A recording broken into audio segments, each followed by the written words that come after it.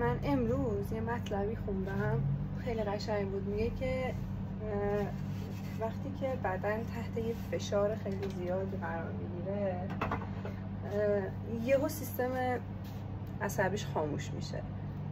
اینطوری که علائمش هم چیه؟ علائمش هم اینه که شما حتی حموم رفتن براتون سخت‌ترین کار دنیا میشه.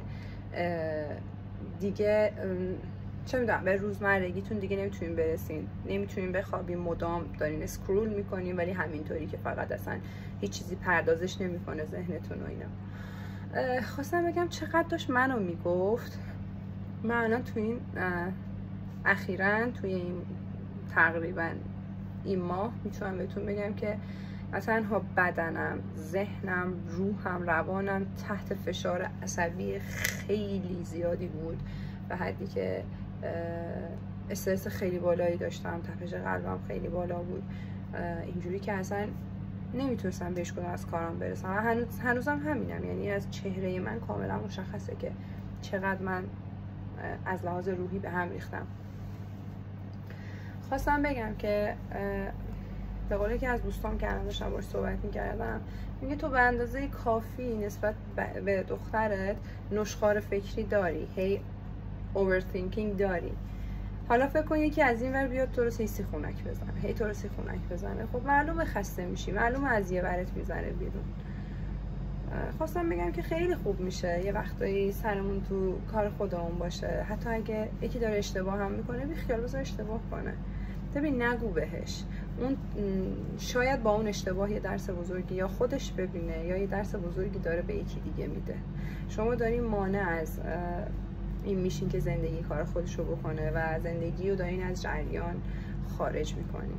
نمیدونم، من خودم الان اینطوریم، اینجوریم که کاری ندارم، کسی دوست ندارم الان دیگه واقعا به حرفی بزنه، حتی دیگه اینطوری که خودم هم حالی برام نمونده که بخوام درد و دل کنم.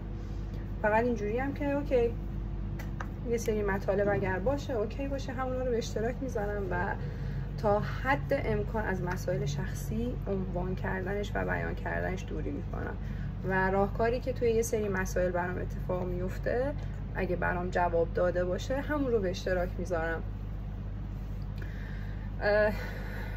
باید سعی کنم بدنم رو کم کم ریکاوری کنم. ببینید من ورزش عضو جدا نشدنی از زندگی من بود، حتی میتونم بگم توی این 6-7 سال اخیر، ولی الان توی این ماه، نه تنها این ماه، تو 7 ماه اخیری که یه سری مسائل پیش اومده، من چیزی که به شدت بهش علاقه داشتم، چیزی که به شدت میتونست منو هیل بکنه، درمانم بکنه و حالم و بافت‌های بدنم و هر چیز منو، روح و روان منو به شکل مثبتی رو به جلو ببره، اونو از خودم گرفتم. حالا دنبال مقصر نمیگردم، چون که هر چیزی و هر کسی عامل این قضیه بوده و اونا اصلا تقصیری ندارن. دنبال این هم نیستم که ببینم مقصر این ماجرا کیه که این اتفاق برام افتاده، فقط دنبال اینم که چطوری میتونم بدن خودم رو از این سیستم خاموش خارج بکنم و دوباره فعالش بکنم، حتی اگه نیاز باشه بخوام پرخاشگری کنم، حتی اگه نیاز باشه بخوام چه میدونم عصبانی بشم به هر دلیلی بابت هر موضوع دیگه‌ای، چون احساس میکنم که دقیقاً شدم همون مرده متحرکه که نمیخوام اینجوری باشه، نمیخوام لحظه‌های زندگیمو از دست بدم، نمیخوام رشد بچم رو از دست بدم، نمیخوام فقط اینو ببینم. خب من پیروزا پشت سر گندم یه تار موی سفید دیدم و خب از اونجایی که ما مادرها اینجوریم که خب یه چیزی به ما میگن سریع ما تا تهش میریم، یعنی یه خار وقتی تو انگشت بچه ما فرو میره ما اون خار رو نگاه نمی‌کنیم که داره ازش خون میاد یا نه، جراحتش چقدره، ما فقط داریم سلولایی که تو دست بچه‌مون مرده رو میبینیم، اون جای زخمی که ایجاد شده رو داریم میبینیم، اون حتی تک به تک بافت‌های بدنش که چجوری سوراخ شده رفته اون تو رو داریم میبینیم.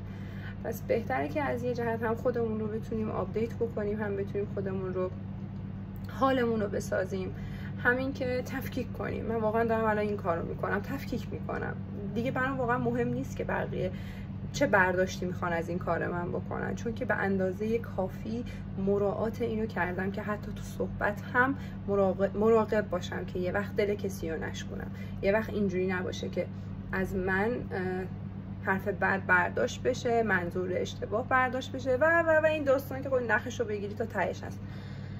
دارم سعی میکنم رو تفکیک کنم و بگم آقا دغدغه من اینه تمام دیگه.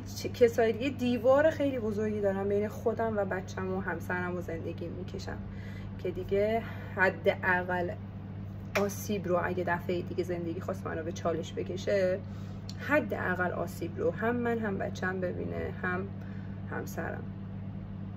و اینکه خواستم بگم که خیلی خوبه اگه یه وقتایی اینجوری همدیگر رو درک بکنیم و بذاریم هر کی هر طور که هست کار خودش رو بکنه. ما تنها کاری که میتونیم بکنیم اینه که از همدیگه یاد بگیریم، اینکه مراقب باشیم. وقتی من مراقب حال خودم باشم قطعا یاد میگیرم که مراقب حال شما هم باشم، چون یه جاهایی ببینید تو دهه 30 من اینو یاد گرفتم که منزوی تر باشم. شاید خیلی چیز بدی باشه از گفتنش و شنیدنش، حتی چیز خیلی جالبی به نظر نرسه، ولی این منزوی بودن به من کمک کرد که بتونم خودم رو جمع بکنم، در صورتی که من آدمی بودم که مداوم دوست داشتم که وقتی حتی حالم بده تو جمع باشم، مهمونی برم، مهمون بیاد، پارتی بگیرم، دور همی بگیرم و کارهای این چنینی. ولی ترجیح دادم که اون باتری اجتماعی رو سیو بکنم برای مواقعی که واقعا نیازه، هم برای خودم هم برای کسی که واقعا بهش نیاز داره.